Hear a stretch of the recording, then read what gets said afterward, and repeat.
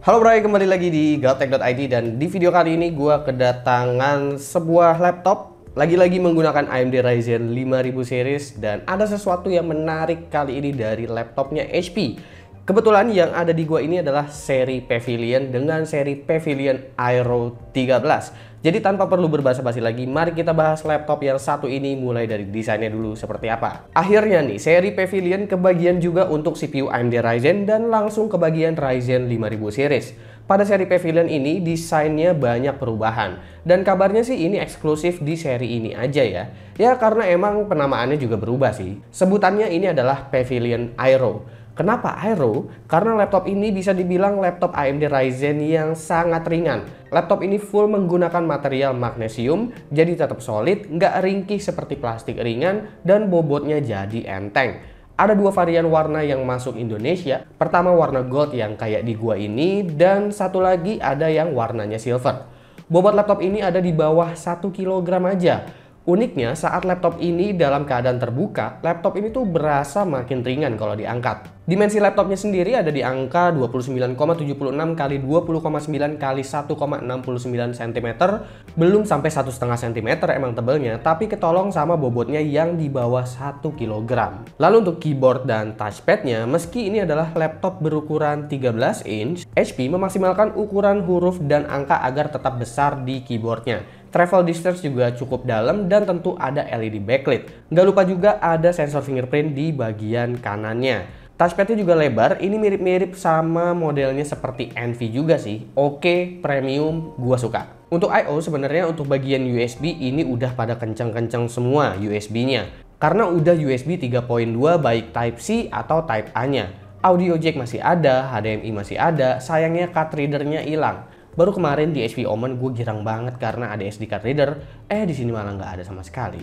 Oke, selanjutnya adalah bagian display atau layarnya. HP kayaknya lagi demen banget ngasih rasio 16:10 untuk laptop terbaru mereka. Laptop ini pun begitu, jadi resolusinya ada di angka 1920 x 1200. Panel IPS 400 nits dengan 100% sRGB. Sangat cukup untuk desainer atau ilustrator. Bagaimana dengan konfigurasi spesifikasinya untuk Pavilion Aero 13? Untuk CPU-nya sendiri itu menggunakan AMD Ryzen 5 5600U dengan RAM 16GB DDR4 3200 MHz, udah dual channel, NVMe SSD 512GB, Wi-Fi 6 dengan Bluetooth 5.2, include dengan Windows 10 plus Office Home Student. Mengenai opsi upgrade-nya seperti apa, di Pavilion Aero 13 ini sayangnya nggak ada opsi upgrade untuk RAM-nya, tapi storage NVMe masih bisa diganti karena belum tersolder. Untungnya sih RAM bawaannya ini udah dual channel 16GB, jadi secara kapasitas gua rasa udah lumayan cukup dan konfigurasinya juga udah dual channel di 3200 MHz. Jadi gua rasa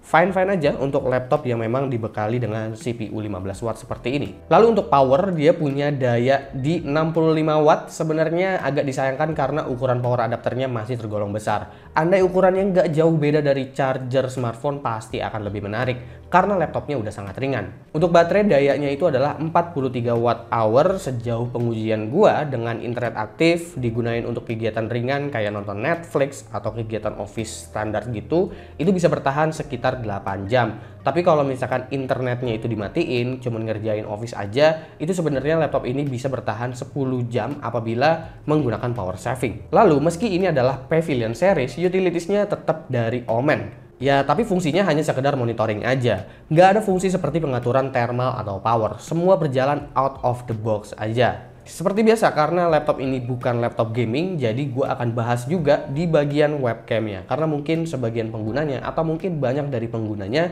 itu akan membutuhkan webcamnya. Mungkin untuk Zoom meeting, atau untuk presentasi online, dan lain sebagainya. Webcam yang didapetin di sini resolusinya standar HD 720p.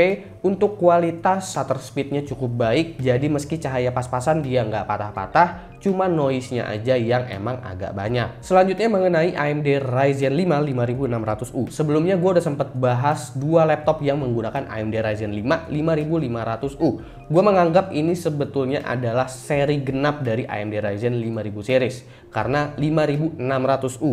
Sementara yang ganjil adalah 5500U. 5600U memiliki kode name Cizen yang berarti ini udah mengadopsi penuh arsitektur Zen 3. Berbeda dengan 5500U yang masih mengadopsi dari Zen 2. Dengan begini, selain SMT dan memory controller yang lebih baik, IPC dari CPU-nya juga akan improve lebih tinggi, menghasilkan performa single threaded yang jauh lebih kencang daripada Ryzen 5 5500U. Jadi tanpa perlu basa-basi lagi, mari kita bahas performance CPU-nya. Seperti biasa kita akan mulai lewat Cinebench R15. HP nampaknya pingin laptop ini betul-betul terjaga suhunya, sehingga kemampuan multicore di sini masih ada di 1000-an. Padahal seharusnya bisa di atas 1300 sih. Tapi single core tetap bisa di atas 200. Jadi menurut gua ini solusi yang baik banget agar laptop super tipis bisa tetap kencang dan adem. Terbukti ketika menjalankan Cinebench R15, CPU 15 watt ini masih bisa tetap adem. Suhu maksimum cuma 70-an derajat aja. Rata-rata CPU low voltage seperti ini biasanya akan menyentuh angka 90 derajat lebih jika dipaksa merender 3D image seperti Cinebench atau Blender. Oke, bagaimana dengan editing video di Adobe Premiere, software yang gua rasa masih paling banyak digunain sama orang-orang ya saat ini. Dengan adanya Ryzen 5 5600U serta Radeon Graphics, bisa-bisa aja sih laptop ini buat editing bahkan 4K sekalipun. Tapi playback previewnya belum bisa full. Kalau mau lancar di setengah atau di seperempat aja. Ekspornya kalau ke 4K juga masih memerlukan waktu sedikit. Ini hal yang wajar selain CPU kelas 15 watt, encoder Radeon emang belum seefisien itu di Adobe Premiere. Sekarang yang mau gue bahas adalah iGPU-nya. Integrated GPU-nya ini menggunakan Radeon Vega 7 dan untuk graphics core-nya di 3D Mark Firestrike untuk Vega 7 di sini ada di angka 3000-an. Ini udah cukup baik karena konfigurasi dari Pavilion Aero 13 udah dual channel bawaannya. Sekarang kita cek ke game. Untuk game Valorant ini gue setting low di 1080p.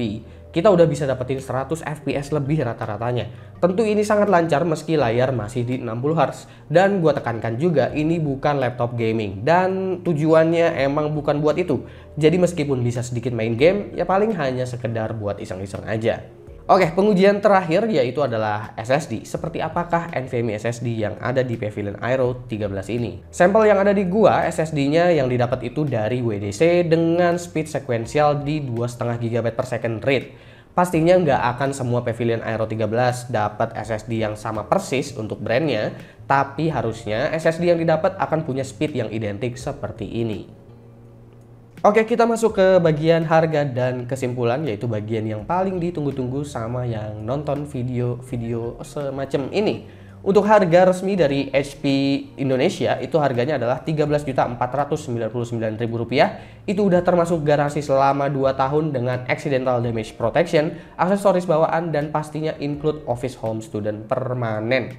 Gue cukup seneng sih dengan adanya seri Pavilion ini yang menggunakan CPU AMD Ryzen 5000 series. Nggak cuma itu, Pavilion Aero menurut gue jauh lebih eksklusif bahkan. Laptop ini super ringan, adem, seluruh build quality-nya sangat baik. Yang perlu dikompromikan ya nggak adanya opsi upgrade untuk RAM. Kalau power adapter yang agak besar ukurannya menurut gua lebih banyak yang bisa kompromi soal ini. Toh baterainya juga cukup awet, jadi jarang-jarang juga untuk cari colokan power. Kurang lebih segitu aja pembahasan gua untuk Pavilion Aero 13. Kira-kira menurut kalian gimana? Apakah ini adalah salah satu laptop non-gaming yang menggunakan AMD Ryzen 5000 series dan salah satu yang terbaik? Silahkan komen di bawah dan kasih pendapat kalian masing-masing. Jangan lupa like, share, dan subscribe jika video ini menarik buat kalian. Follow sosial media gua kalau lu kepo sama apa yang ada di balik layar Gaptek. Beli juga merchandise-nya gaptek.id seperti ini untuk mendukung gaptek.id dengan cara lain. Ada beragam t-shirt di sana, silahkan cek link di deskripsi kalau emang kalian mau beli.